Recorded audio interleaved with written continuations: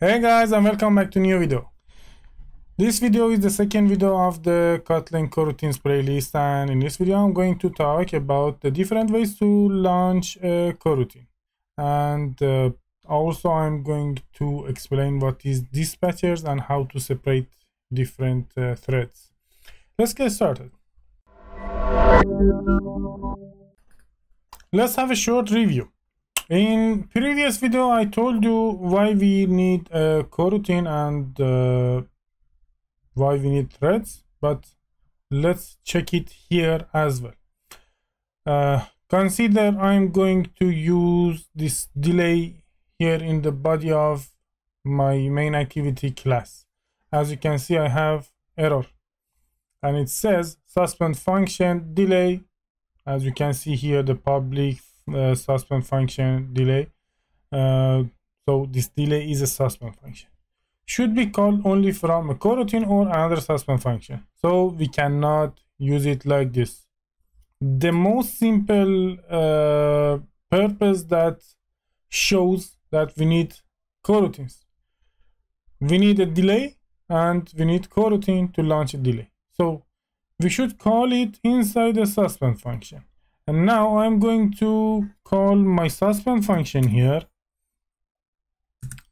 And as you can see, again, I have error. And it says suspend function, my task should be called only from a coroutine or another suspend function. So where we can use it? Inside of CoroutineEscope. And you can see that there is no error now. So that's why we need to run a coroutine. And as you can see here, we have the scope that shows that we are running a coroutine. You can read them carefully to be more familiar with the things that I'm telling you, but I'm going to explain the short version of it to you.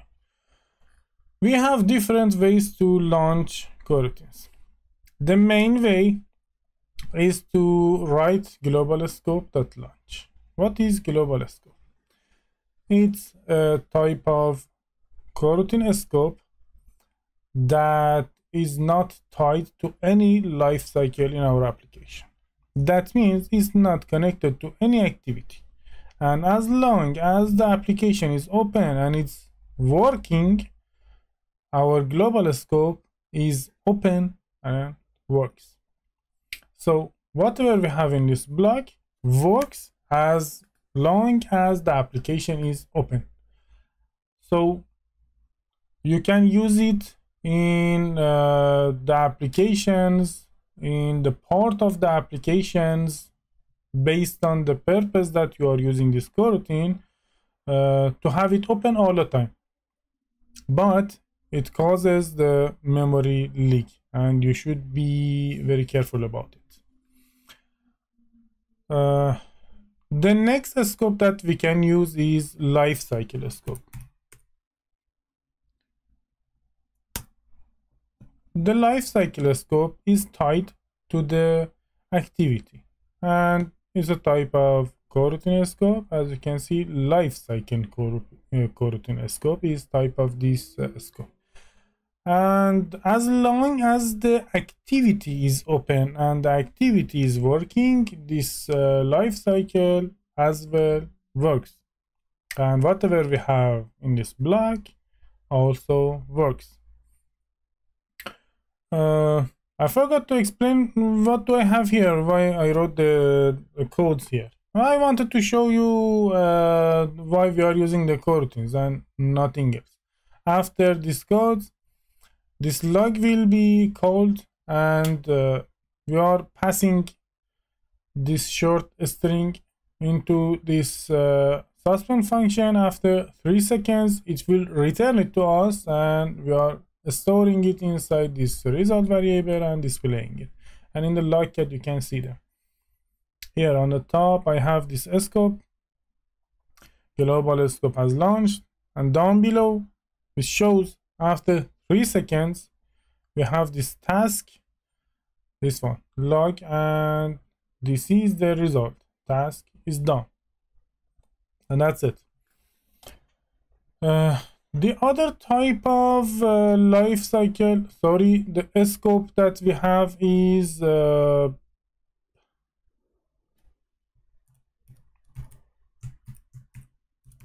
ViewModelEscope. Of course, I cannot use it here, and I cannot import it here because I'm in the body of a component activity class, not in the view model. But in different examples in the channel, we used view model and view model class, and inside of that view model, you saw that I'm using ViewModelEscope to launch a network call and any other different tasks that we wanted to do. And we had suspend functions in our repositories and in interfaces, and to call them we launched ViewModelEscope, and in the body of them we called our suspend functions. It's tied to life cycle of the view model, so as long as we have the view model open, it works. And the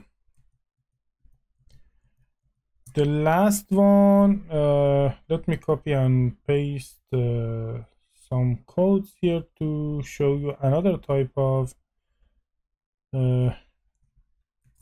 scope. Here we have the SupervisorEscope.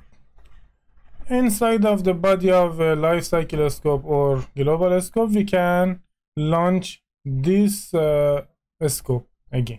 And as you can see, inside of it, we have one launch here and the other launch here. So that means I have two different tasks, and I run them parallelly. And as you can see, there is a chance of getting error here based on our code that we are writing.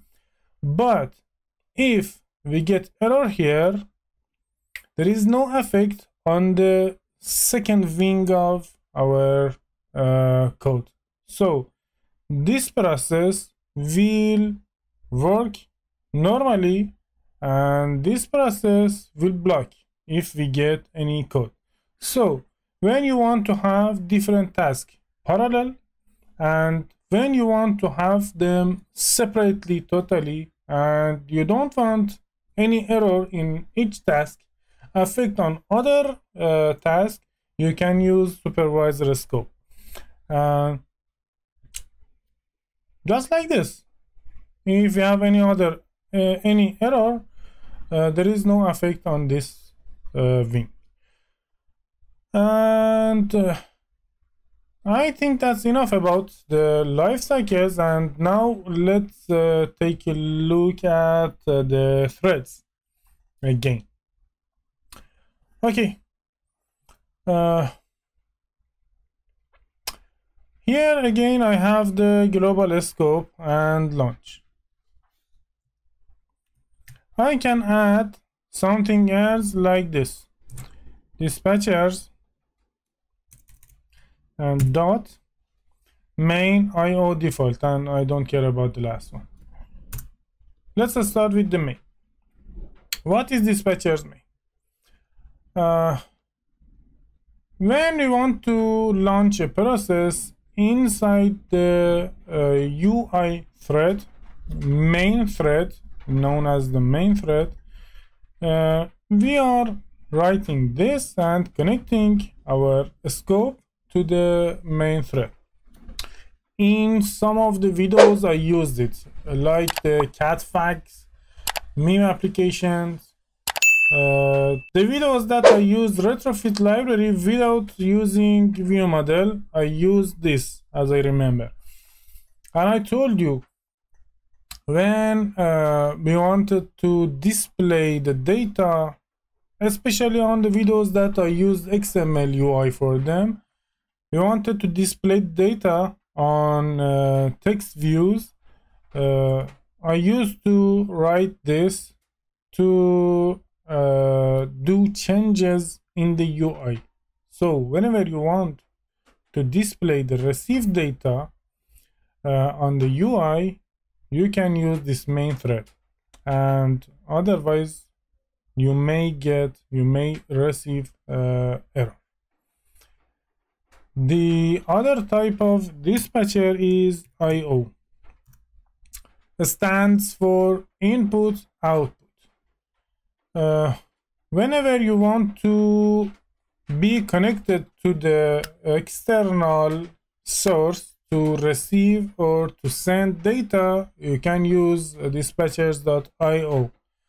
And again, if you go and watch those videos about cat fact and memes, funny memes, you can see that I called first the retrofit network call in this kind of block using dispatchers.io to receive the data, and then I use dispatchers.main to display the data. So you can separate the different threads, and when you are using the IO thread, you will not block the main thread, the UI thread. And if you have some tasks to be done inside the UI thread, you can do them. And that's it about IO. Last but not least, the default thread. When we want to execute tasks that need a lot of power of the CPU, and we have a lot of huge calculations, you can use dispatchers.default. So for the CPU intensive tasks, we can use this, and without blocking the main thread and other thread, you can use maximum power of the CPU here in this block. And also beside that, you can launch the dispatchers.main or IO to network call or to display something on the UI. And that's it. That was everything that I wanted to explain in this video, and I hope you like this playlist. Please write down below in the comment box if you like it or not, and give me a thumbs up if you like it. And also, if you want to support me financially, please hit the thanks button down below and buy me a super thanks, or you can also find the link of buy me a coffee down below in the description, and buy me a coffee and we can drink the coffee together if you want. And I will be so happy. Have a good day. Bye bye.